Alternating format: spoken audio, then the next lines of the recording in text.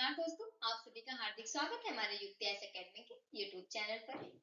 इस चैनल के माध्यम से हम आपको यूपीएससी, स्टेट पीसीएस और अन्य सभी प्रमुख सरकारी परीक्षाओं के लिए हर दिन जो कि परीक्षा उपयोगी करंट अफेयर्स को एमसीक्यू के रूप में उपलब्ध कराते हैं। हमारा उद्देश्य है कि आपकी सिविल सेवा एवं अन्य प्रतियोगी परीक्षाओं की तैयारी और विचरण प्रभावी और लक्ष्य केंद्रित बन सके। चलिए शुरू करते हैं अपने 29 जनवरी के सवाल से। तो सवाल था हमारा कि उत्तर प्रदेश का पहला जीरो प्रेस वेस्ट डंप शहर कौन सा बना है।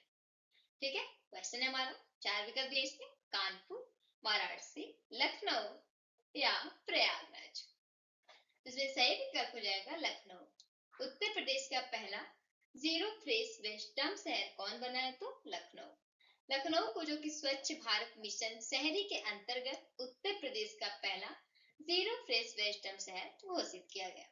इसका अर्थ है कि लखनऊ में अब उत्पन्न होने वाला सारा नगर निगम का जो ठोस कचरा वैज्ञानिक तरीके से प्रोसेस किया जाता है और खुले में या डंपिंग ग्राउंड में जो कि नया कचरा नहीं डाला जाता है। इससे क्या है कि शहर में कचरे को गीले और सूखे भागों में अलग कर उसे खाद, बायोगैस और रिफ्यूज्ड डेराइज्ड फ्यूल मतलब आरडीएफ जिसे बोलते हैं बनाया जा रहा है। इस व्यवस्था से क्या है कि शहर की स्वच्छता में सुधार हुआ और प्रदूषण व कार्बन उत्सर्जन कम करने में काफी मदद मिली। ठीक है, इसी के साथ शुरू करते हैं अपने आज के सवाल से। तो आज का सवाल है हमारा कि अंतरराष्ट्रीय डेटा गोपनीयता दिवस कब मनाया जाता है।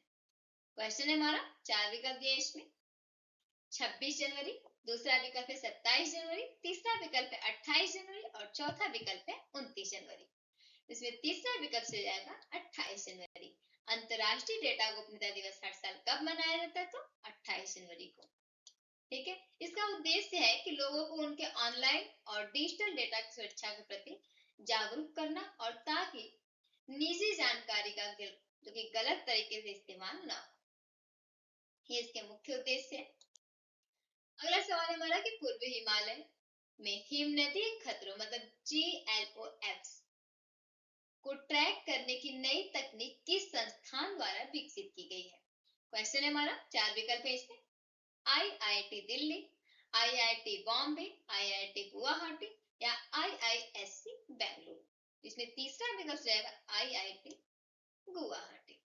IIT गुवाहाटी ने कि जो यहाँ के वैज्ञानिकों ने पूर्वी हिमालय क्षेत्र में ग्लेशियर से जुड़ी झीलों और उनसे होने वाली बार्ड ग्लेशियर लेक आउटबर्स्ट फ्लड्स, जिसे हम ग्लोब्स बोल रहे थे, कि खतरे को पहले से पहचानने की एक नई तकनीक बनाई है। और इस तकनीक से क्या है कि यह पता जो कि लगाया जा सके कि भविष्य में किन जगहों पर हिमनदी झीलें बन सकती हैं। इससे आपदा से पहले तैयारी करने, लोगों की सुरक्षा और सड़कों और बिजली परियोजनाओं की बेहतर योजना बनाने में काफी मदद मिलेगी। और यह शोध जो कि साइंटिफिक रिपोर्ट नामक अंतरराष्ट्रीय जो कि पत्रिका में प्रकाशित हुआ।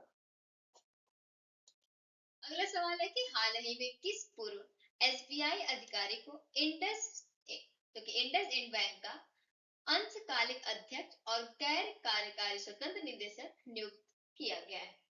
तो चार विकल्प है इसमें, रजनीश कुमार, दूसरा विकल्प है अरिजीत बसु, तीसरा है शशिधर जगदीशन और चौथा विकल्प है उदय कोटक। तो इसमें हाल ही में जो कि पूर्व एसबीआई अधिकारी को इंडस बैंक का अंशकालिक अध्यक्ष और गैर कार्यकारी स्वतंत्र निदेशक नियुक्त किया गया है अरिजीत बसु को। ठीक है, ये पहले एसबीआई के जो कि प्रबंधन निदेशक मतलब एमडी रह चुके हैं और यह नियुक्ति आरबीआई की मंजूरी के बाद 31 जनवरी 2026 से लागू होगी और वे सुनील मेहता का स्थान लेंगे। ठीक है,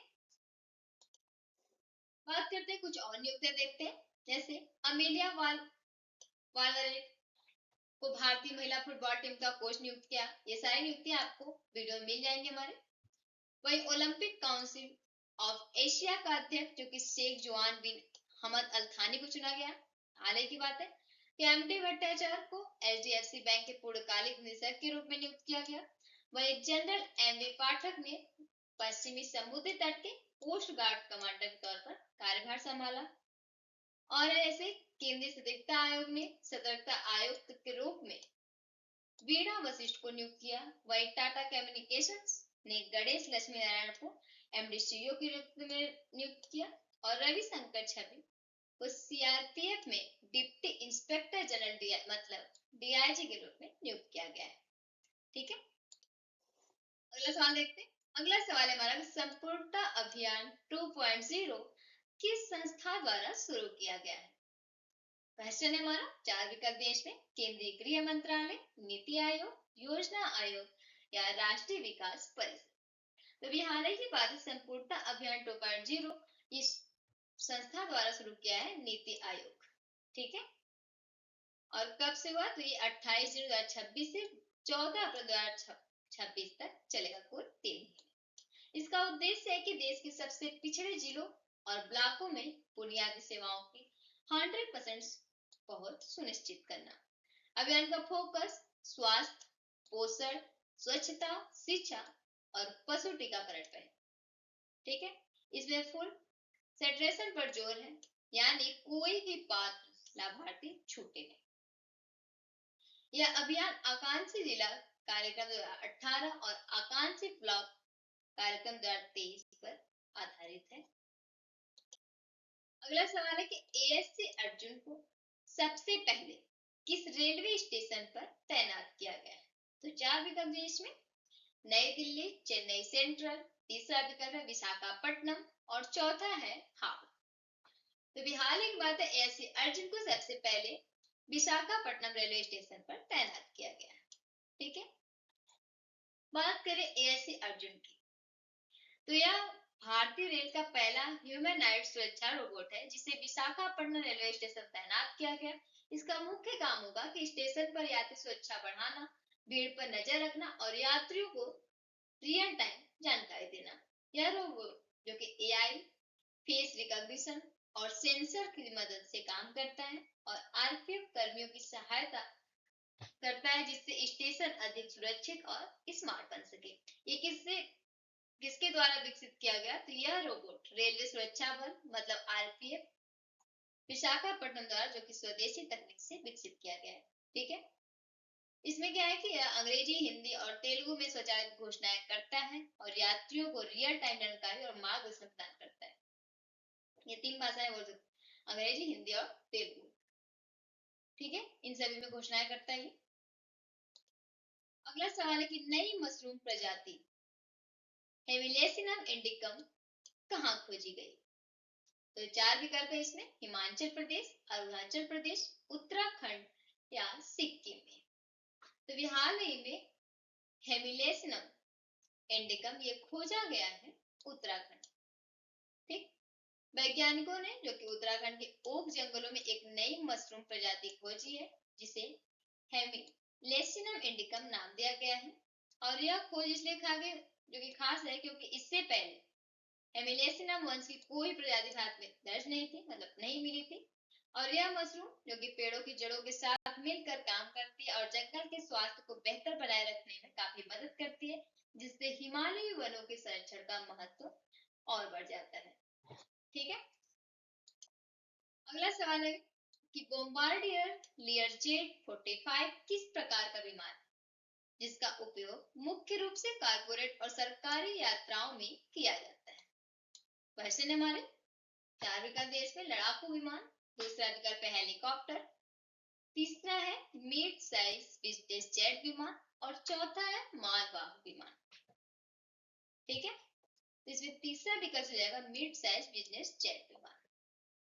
बोम्बार्डियर लियरजेट 45 जो कि एक मिड साइज बिजनेस जेट विमान है जिसे बोम्बार्डियर कंपनी ने बनाया है और इसका उपयोग आमतौर पर कारपोरेट अधिकारियों, निजी कंपनियों और सरकारी अधिकारियों द्वारा छोटी और मध्यम दूरी की हवाई यात्रा के लिए किया जाता है। ठीक है, इसकी जो कि ये कितनी ऊंचाई फीट पर उड़ान भर सकता है? तो ये 45,000 फीट की ऊंचाई पर उड़ान भर सकता है, जिससे यह खराब मौसम और टर्बुलेंस से ऊपर उड़कर तेज और सुरक्षित यात्रा सुनिश्चित करता है। ठीक है, यह विमान तेज गति, आरामदायक केबिन और भरोसेमंद प्रदर्शन के लिए जाना जाता है तथा इसमें सामान्यतः 6 से 9 यात्री यात्रा कर सकते हैं। अगला सवाल है कि CCRS सीएसयू की लिप्यंतरण कार्यशाला किस राज्य में आयोजित की गई? तो क्वेश्चन है हमारा, 4 विकल्प दिए इसमें, देखते हैं। पहला है ओडिशा, दूसरा विकल्प है उत्तराखंड, तीसरा है केरल और चौथा है बिहार। तो बात करें सीसीआरएस सीएसयू की लिप्यंतरण की, तो ये किया गया है केरल। केंद्रीय आयुर्वेदिक विज्ञान अनुसंधान परिषद और केंद्रीय संस्कृत विश्वविद्यालय ने मिलकर एक विशेष पहल शुरू की, जिसके तहत केरल में ताड़पत्र पर लिखी गई दुर्लभ आयुर्वेदिक पांडुलिपियों का लिप्यंतरण किया गया। इस पहल का मकसद है कि प्राचीन आयुर्वेदिक ज्ञान को आधुनिक शोध और अध्ययन के लिए उपयोगी बनाना, ताकि भारत की पारंपरिक चिकित्सा विरासत सुरक्षित रह सके और आगे बढ़े। ठीक है, अब बात करते हैं इसके पहल, मतलब इस पहल के तहत कुल कितने दुर्लभ आयुर्वेदिक पांडुलिपियों का लिप्यंतरण किया गया? तो ये किया गया है 5, जिनमें से है पहला धन्वंतरी वैद्य चिंतामणि, मतलब ये ग्रंथ से किसमें बदला गया? संस्कृत में। ठीक है, दूसरा है द्रव्य शुद्धि, इसे भी ग्रंथ से संस्कृत में बदला गया। तीसरा है वैद्यम, इसे मध्यकाली मलयालम से मलयालम बदला गया। ठीक है, चौथा है रोगनेडर भागवत, मतलब मध्यकाली मलयालम से मलयालम में किया गया इसे भी। पांचवा है विविध रोंगगल, जिसे वट्टे झुतु से मलयालम और संस्कृत दोनों में किया गया। ठीक है, इससे क्या है, आसानी होगी हमें समझने में। अगला सवाल है कि पथिक और आधार एकीकरण का पहला औपचारिक समझौता किसके बीच हुआ है? क्वेश्चन है हमारा, 4 विकल्प दिए इसमें, राज्य सरकार और होटल संघ, दूसरा है पुलिस एजेंसी और यूआईडीआई, तीसरा विकल्प है गृह मंत्रालय और एनआईसी, चौथा विकल्प है नगर निगम और यूआईडीआई। तो इसमें जो कि दूसरा विकल्प से हो जाएगा पुलिस एजेंसी और यूआईडीआई। ठीक है, पथिक की बात करें तो पथिक एक सॉफ्टवेयर है जिसका उपयोग होटल, पीजी और होमस्टे में ठहरने वाले लोगों की जानकारी के लिए किया जाता है। इसमें आधार ऐप से क्यूआर कोड स्कैन करके पहचान की पुष्टि की जाती है, और सबसे खास बात यह है कि क्योंकि आधार नंबर सेव नहीं किया जाता, बल्कि केवल जरूरी जानकारी और फोटो ली जाती है। ठीक है, इससे निजता सुरक्षित रहती है और पुलिस को भी यह सही और तेज जानकारी मिल जाती है इससे। अगला सवाल है, पूर्वी हिमालय क्षेत्र में हाल ही में खोजी गई फूलों के पौधों की नई प्रजाति, ठीक है, स्ट्रोबिलैंथेसिस रितेसी, किस राज्य से संबंधित है? तो 4 विकल्प है इसमें, सिक्किम, असम, अरुणाचल प्रदेश या उत्तराखंड से। इसमें सही विकल्प हो जाएगा अरुणाचल प्रदेश से। फूलों के पौधों की ये नई प्रजाति, जिसका नेम है स्ट्रोबिलैंथेसिस रितेसी, की खोज जो कि अरुणाचल प्रदेश के पूर्वी कामेंग जिले में की गई है, और यह पौधा लगभग 1600 मीटर ऊंचाई पर सदाबहार वनों में पाया गया है, और यह एक दुर्लभ और स्थानिक प्रजाति है, यानी यह केवल इसी क्षेत्र में भी मिलती है। ठीक है, बात करते हैं इसकी कैपिटल की। तो अरुणाचल प्रदेश की कैपिटल है ईटानगर, सीएम है पेमा खांडू और गवर्नर है केटी पार्नी। याद रखेंगे, यहाँ के कुछ प्रसिद्ध स्थल है, जैसे तवांग मठ, जो कि भारत का सबसे बड़ा बौद्ध मठ है। ठीक है, और जो कि अरुणाचल प्रदेश को उगते सूरज की भूमि भी कहा जाता है। ऐसा क्यों कहा जाता है? तो भारत के सबसे पूर्वी राज्य होने के कारण यहाँ सबसे पहले सूर्योदय होता है। ठीक है, क्योंकि डोंग गांव सबसे पहला स्थान है यहाँ का, और उगते सूरज की भूमि इसीलिए यहाँ पे कहा जाता है। ये भारत का जो कि सुदूर पूर्वी राज्य है और हिमालय की तलहटी में स्थित ईटानगर की राजधानी है। ठीक है, और इसका पूर्ण राज्य कब बना? तो ये 20 फरवरी 1987 को पूर्ण राज्य बने। इस प्रदेश की अंतर्राष्ट्रीय सीमाएं की बात करें, जैसे भूटान, चीन और म्यांमार से मिलती है। ठीक है, और वहीं इसकी सांस्कृतिक विविधता, जो कि राज्य में 23 से अधिक प्रमुख जनजातियां निवास करती हैं, जिनमें से न्यासी आदि, ठीक, और मिसमी, ये सभी शामिल हैं। राज्य की प्रतीक की बात करें यहाँ की, तो राज्य पशु जो कि यहाँ का मिथुन है, और राजकीय पक्षी ग्रेट इंडियन हॉर्नबिल। ठीक है,